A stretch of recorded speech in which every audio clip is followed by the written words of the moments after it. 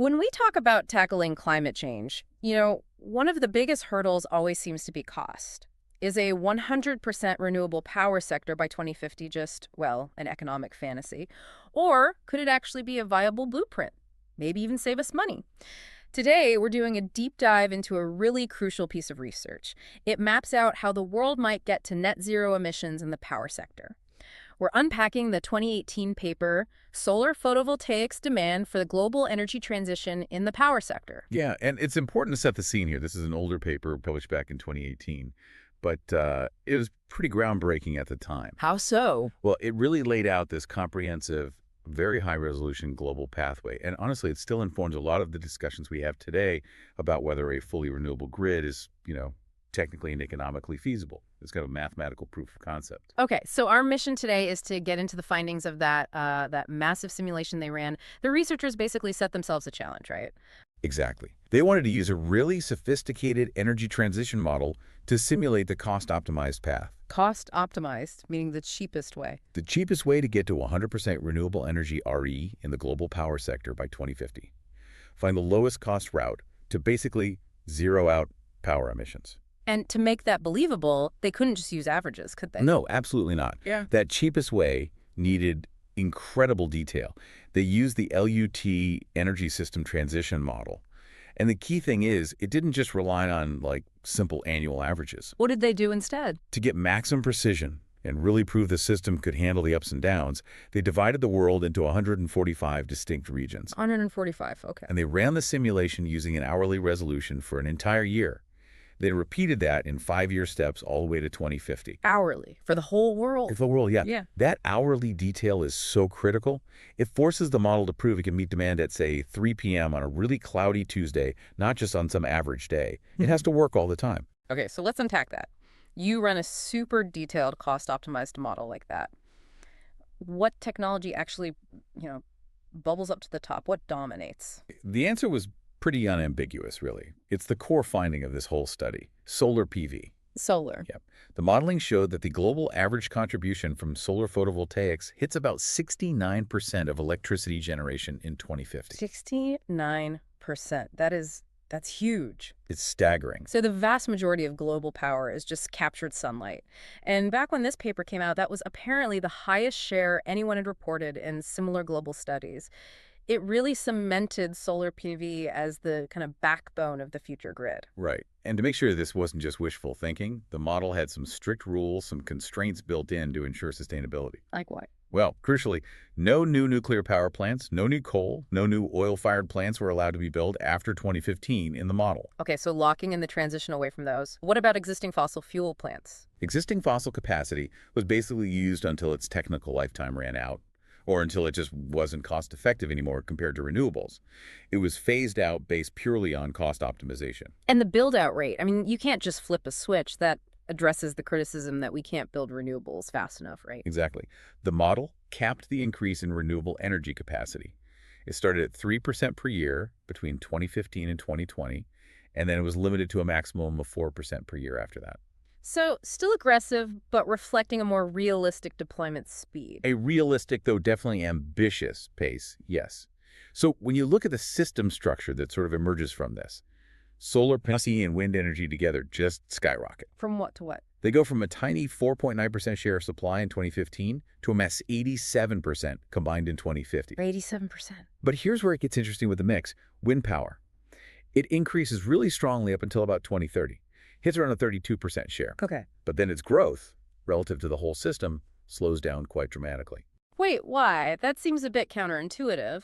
If you need power at night or when it's not sunny, wouldn't you want wind to keep growing to maintain a more balanced share with solar? You'd think so, maybe. But it really comes down to the system economics and how things fit together. Okay.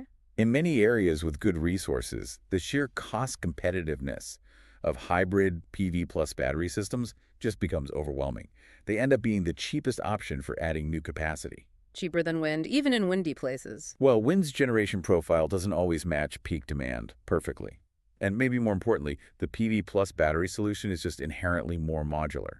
It's often easier to deploy relatively quickly where you need it. So by 2050, wind's share actually declines relatively, down to about 18%. 18%. So TV battery is just that good in the model. Precisely because that paired PV battery system optimizes the overall system cost so effectively.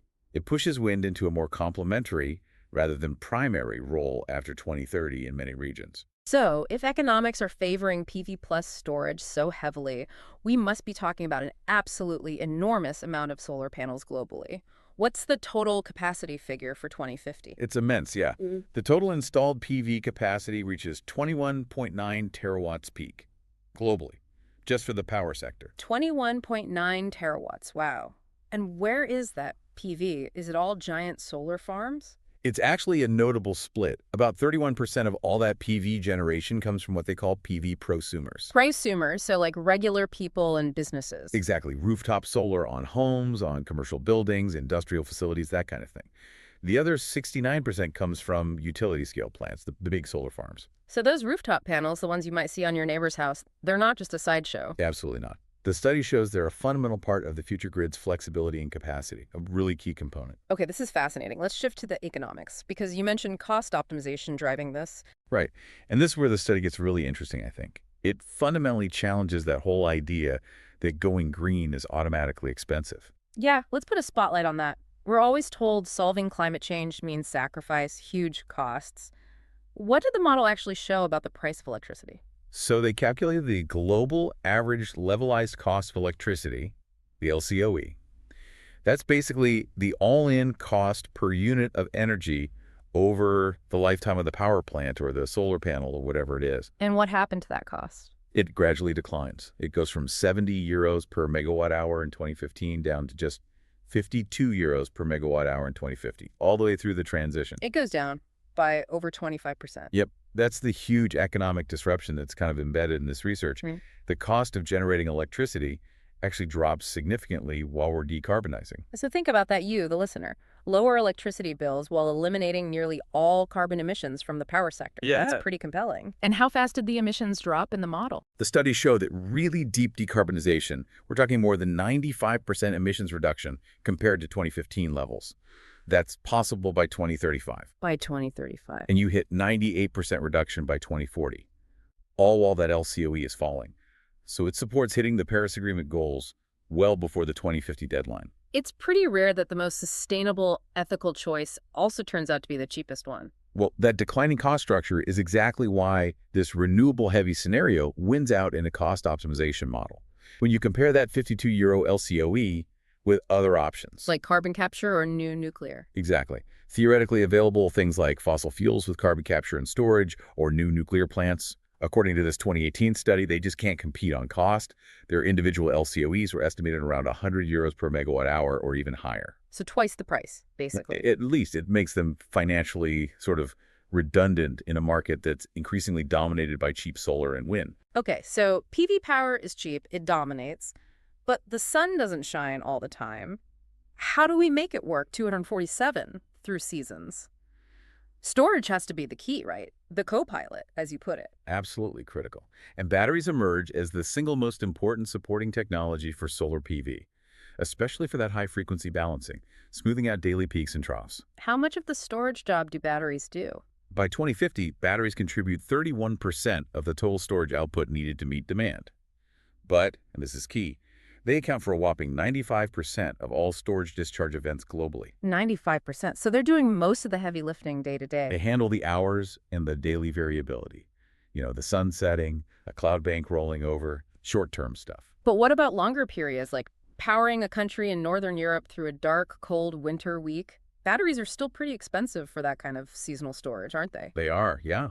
For that long-term, weeks to months flexible support, that's where gas turbines remain the most valuable flexible balancing tech in the model. Gas turbines. But doesn't that mean burning fossil fuels? But here's the crucial distinction. They transition entirely away from fossil gas. What do they burn instead?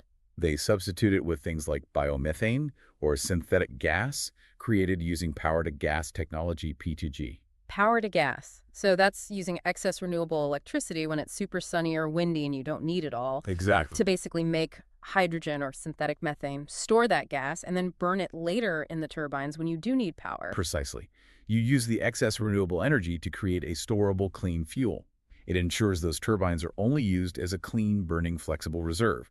It guarantees that long-term energy security without needing carbon capture or importing expensive fossil fuels. So the system has a way to handle, say, weeks of low sun and wind. P2G provides that long-duration backup. That long-duration, high-volume reserve, it's essential for seasonal balancing. Okay, now, you mentioned the study used 145 regions. Hmm. That level of detail must show huge differences between countries, right? Hmm. Not just a global average. Oh, absolutely. That's the beauty of this study. The generation mix that the model finds optimal is highly sensitive to two main things: local resource availability, how much sun, wind, hydro you have, and critically, seasonality. Seasonality. How much difference there is between summer and winter sunlight. Exactly. Let's look at some extremes this study modeled. Right. Take Poland. It's at a higher latitude, over 45 degrees north. It experiences really strong seasonality, very short days, low sun angles in winter. So what does that strong seasonality force the Polish power system to do in the model? It means it needs a much more balanced mix than the global average. The system relies heavily on stabilizing fast-growing wind energy alongside solar PV. So more wind than average. Yeah, the optimal PV share ends up being only 35% by 2050 in Poland, much lower than the global 69%. You absolutely need that wind to cover the big solar deficit during the winter months. Okay, now contrast Poland with somewhere equatorial, like Indonesia. Right, Indonesia. Near the equator, great sun year-round, very low seasonality, but also weak wind resources according to the data used. So what happens there? Pure solar dominance. Indonesia shows the highest PV share in the whole study. A staggering 88% of total generation comes from solar. It's almost entirely a solar mandate because the resource is so consistent. And the model also had to deal with existing infrastructure, right? Which is a huge real-world factor. What about Brazil? Equatorial, but with massive existing hydropower dams. Good example. You might think all that existing hydro would limit new solar build-out, Yeah, you'd assume you just use the hydro. but it doesn't really block it. Despite Brazil's strong existing hydro capacity, PV still dominates the new capacity additions in the model. It reaches 63% of total generation by 2050. 63%, even with all that hydro. Yeah, it shows that the huge increase in electricity demand Brazil is expected to face in the coming decades is best met primarily by lower-cost hybrid PV battery systems, even when they're competing against existing, already paid-for hydro dams. The new stuff is just cheaper. Okay, one more regional example. What about somewhere like Britain and Ireland? Temperate, windy. Right. Strong seasonality again, like Poland, but also excellent wind resources, especially offshore. So lots of wind, less consistent sun. What's the PV share there? Here, the PV generation share kind of stabilizes at around 26% by 2050. Only 26%? Why does PV still grab a quarter of the market if wind is so good and presumably cheaper there? It's all about the complementary timing. Even though wind has a lower LCOE in that UK Ireland region, PV generation perfectly complements the periods when wind output is lower. Like in summer. Especially during late spring through early autumn, when you often get high-pressure systems with less wind but more sun. PV fills those critical generation gaps in a system that's otherwise very wind-heavy. It proves its value as a seasonal stabilizer, even where wind is the main resource. Fascinating. Okay, lastly, the study looked at Saudi Arabia, which presents a really unique economic case, doesn't it? Yeah, very interesting. You've got weak seasonality, excellent solar resources, Yeah. but also really low domestic fossil fuel production costs. Traditionally, you'd think they just burn their own cheap oil and gas for power. Right. Why build solar if oil is practically free internally? What did the cost-optimized model say? The model found that Saudi Arabia could substantially reduce what they called societal welfare loss, basically. Make the country richer overall by replacing high-cost oil fuels used for power generation with solar PV. Even with cheap domestic oil? Yes, solar PV reaches 76% of generation by 2050 in their optimal mix. It demonstrates a key economic principle: opportunity cost. Okay, can you explain that opportunity cost for the listener? How does that work here? Sure. The opportunity cost is thinking about the alternative. Why burn a barrel of your oil domestically to make electricity, even if it costs you very little to pump it, when you could instead install cheap solar panels for electricity and sell that same barrel of oil on the global market for a much higher price? Ah, I see. The money you lose by not exporting the oil is greater than the cost of building solar. Exactly. The opportunity cost of not selling that valuable fuel globally far outweighs the low domestic cost of just burning it. So economically, solar makes more sense because it frees up a premium commodity for export. Okay, so let's try and summarize the core takeaway here for you, the listener.